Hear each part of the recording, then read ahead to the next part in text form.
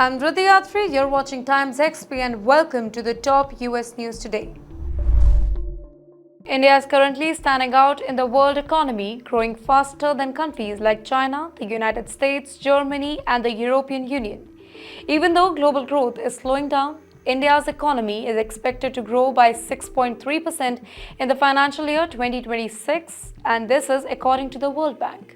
Well, there's slightly less than what was expected earlier, but it still makes India the fastest growing economy in the world. So, why is India outpacing much richer and more developed countries? Let me help you with that. So, first of all, it's helpful to understand how India got here. Since around 2015, India has been growing faster than China.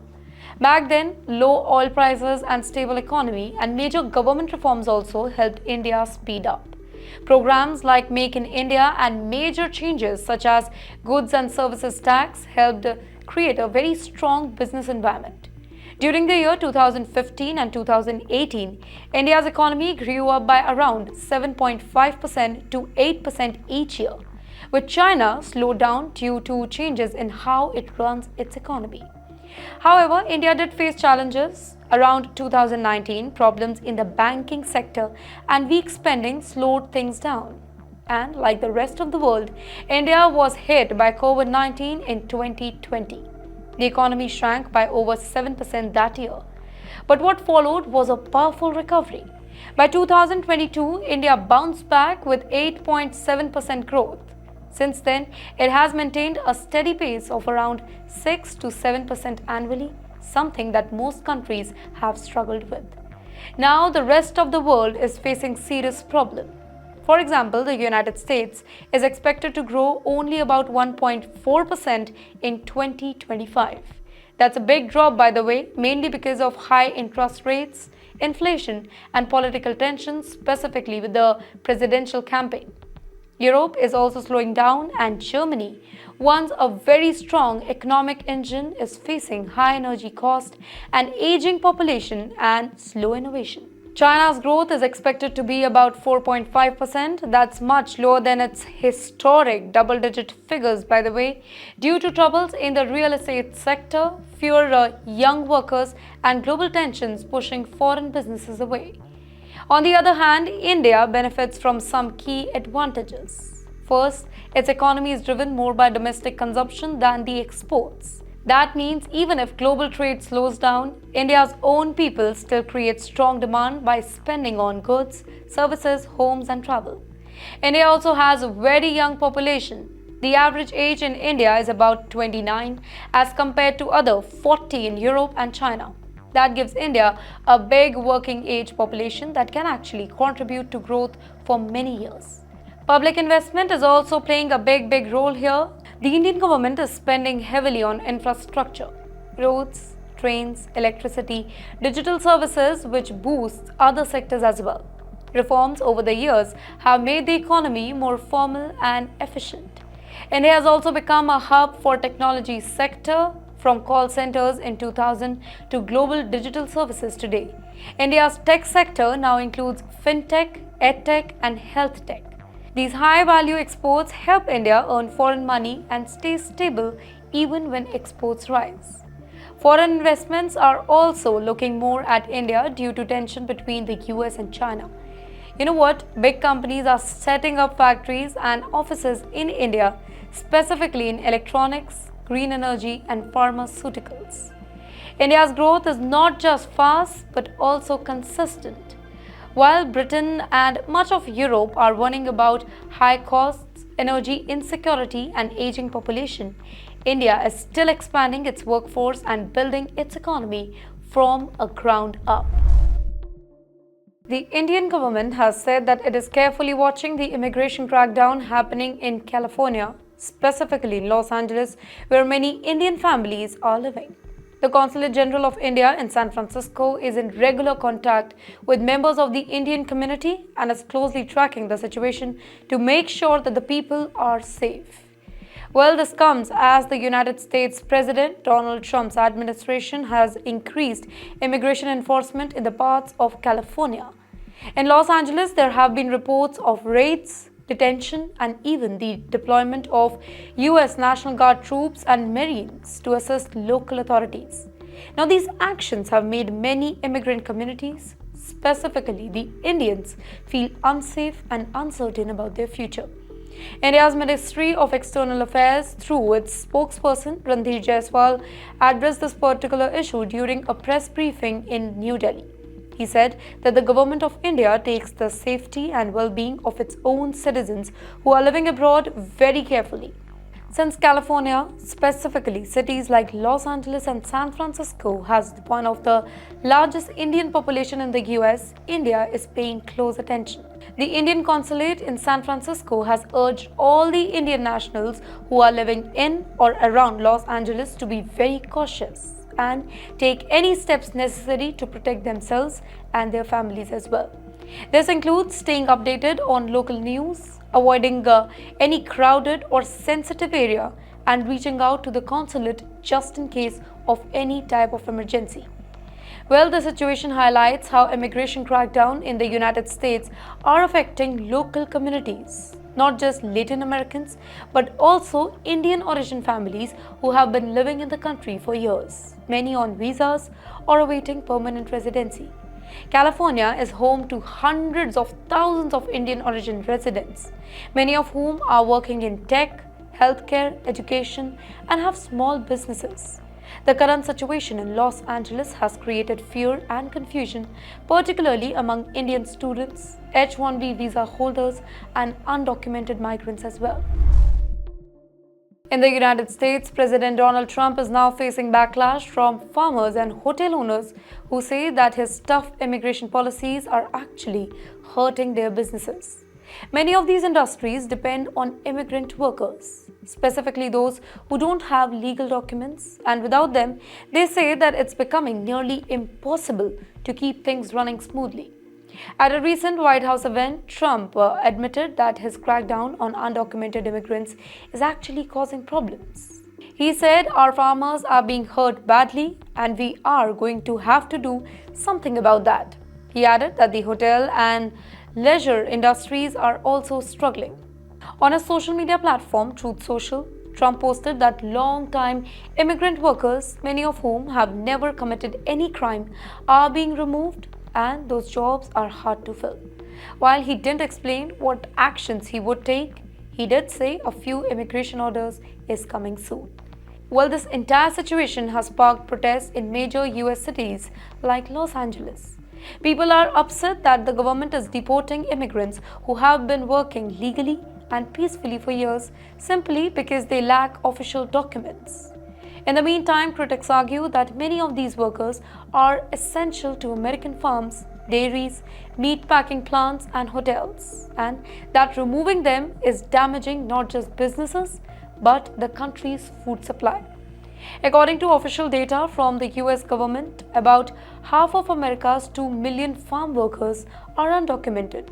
That includes a large number in dairy farms and meat processing factories. Many of these workers speak Spanish as their main language and come from Latin American countries. Others speak different languages like one from Philippines, South Africa, and even some indigenous languages.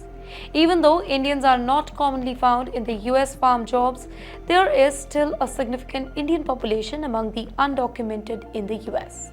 The Migration Policy Institute estimated that about 375,000 Indian nationals were undocumented in the United States as of 2022. Well, that puts India in the top 5 countries for unauthorized migrants in America, and it ranks first among Asian countries. Farmers say that these deportations are having serious consequences. Crops are going unharvested, and food prices could rise if the labor shortage continues. While there is a temporary visa program called H-2A, which allows foreign workers to come to the US for seasonal farm work, India is not on the list of eligible countries. That means Indians can't apply these jobs through legal channels. The US Agriculture Secretary Brooke Rollins said that the White House is looking at options, but meaningful changes will require actions by the Congress. Until then, the immigration system remains stuck in political battle. The Americas farm and hotels are caught in the middle of this. You know what? This shows the difficult balance between enforcing immigration law and keeping the economy running. It also highlights how global immigration patterns, including from India, are deeply connected to local industries, even in places far from home.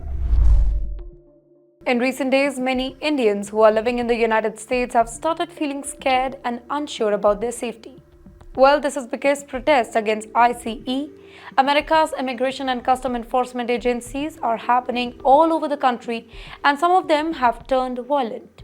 ICE is the government body that handles immigration enforcement, including arrests and deportations of people without any paper. Well, in places like Austin, Texas, and San Francisco, California, peaceful protests quickly turn into chaos. In Austin, demonstrators gathered near a federal building that houses ICE officers. What started as a protest turned into a violent scene. Some protesters sprayed graffiti, others clashed with police, and 4 officers ended up in hospital after being hit with rocks. Police arrested more than 15 people.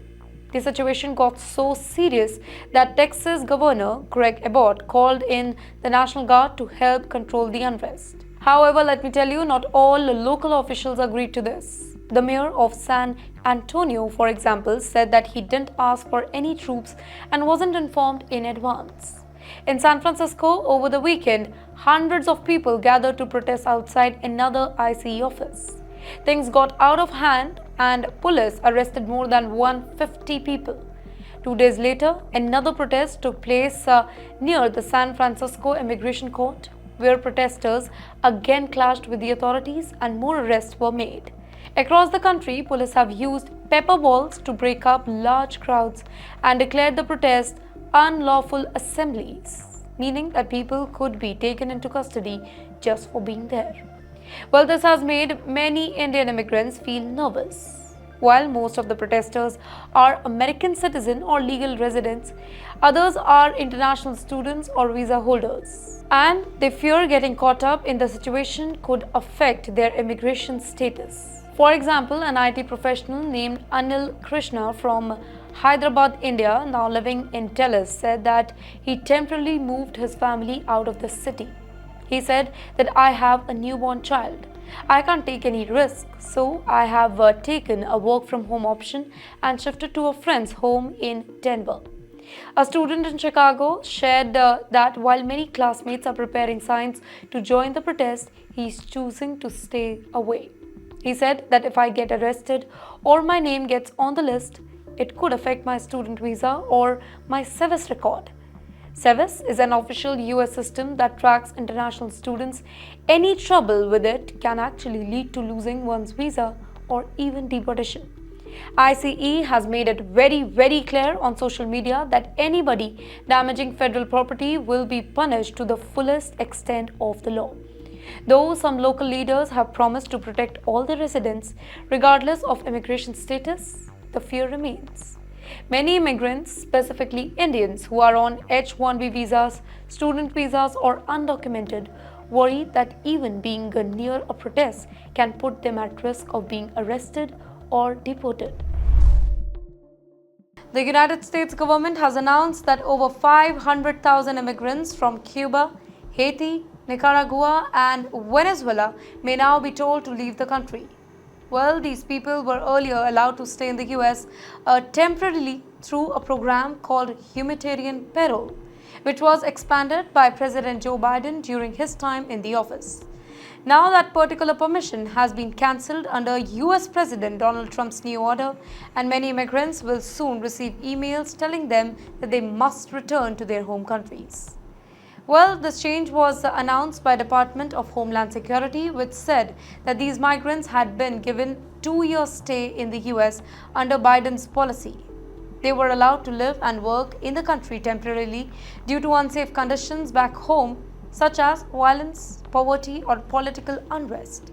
The Biden administration said that this policy had helped reduce illegal border crossing from these countries by up to 98% because it gave people anyway a safer and legal option to enter the US. But Trump's team believes that the program was badly managed and allowed the people to misuse the system. It's still unclear, though, that how many of these 531,000 people will now be forced to leave.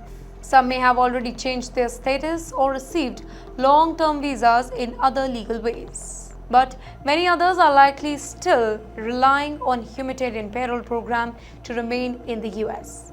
Well, the program became a hot topic during 2024 election campaign, specifically in places like Springfield, Ohio, where a large number of Haitian migrants had settled. After that, Trump and his allies criticized the Biden policy and used it to talk about immigration problem in America.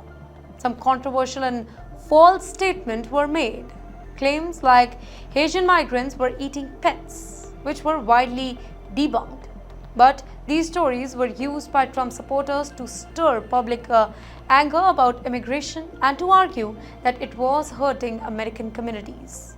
Once he became the president again in January, Trump signed an executive order to cancel Biden's payroll program. The US Supreme Court supported this cancellation in May, allowing Trump's decision to go ahead while a legal case continues in lower courts. Now, to soften the impact, the DHS said that it will bring help and even $1,000 bonus to any immigrant who voluntarily leaves the US before being forced to do so. This is seen as a way to reduce mass deportations and encourage people to leave without legal fights or arrest. So in simple terms, this is a huge shift in immigration policy in the US. It affects hundreds of thousands of people who come here legally but temporarily and now face uncertainty about their future. Many of them have jobs, homes, families in the US, but may now be expected to pack up and leave. The situation is likely to continue developing in court and politics in coming months. United States immigration authorities are now using a powerful new tool to find and deport people who are living in the country without legal permission. Immigration and Customs Enforcement has developed a special app that helps officers track down people with deportation orders. This technology is part of a bigger push by none other than US President Donald Trump's team to keep aggressive targets for daily deportation. The app, called the Alien Tracking and Removal Act, is in its early stages, works like a map. It shows areas across the country where people with final deportation orders are living. ICE officers can zoom into these hotspots and find individuals who are already supposed to leave the US but haven't yet. According to the reports, the app stores the details of over more than 700,000 migrants and displays their information in a very simple format that agents can quickly understand, almost like a digital ID cards. ICE is not doing this alone, by the way. The app gathers data from several US government departments, including the FBI, the US Marshal Service, ATF, and Social Security Administration, and more.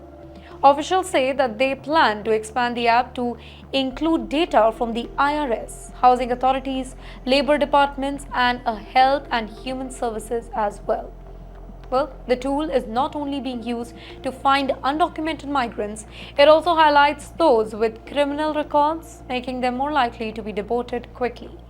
ICE officials in Miami told the New York Times that the app helps their officers focus only on people who already have final orders from judge, making enforcement faster and easier. Well, the push to increase deportation is being led by Stephen Miller, one of Trump's top advisors. Known for his tough views on immigration, Miller has been pressuring ICE to arrest at least 3,000 people a day.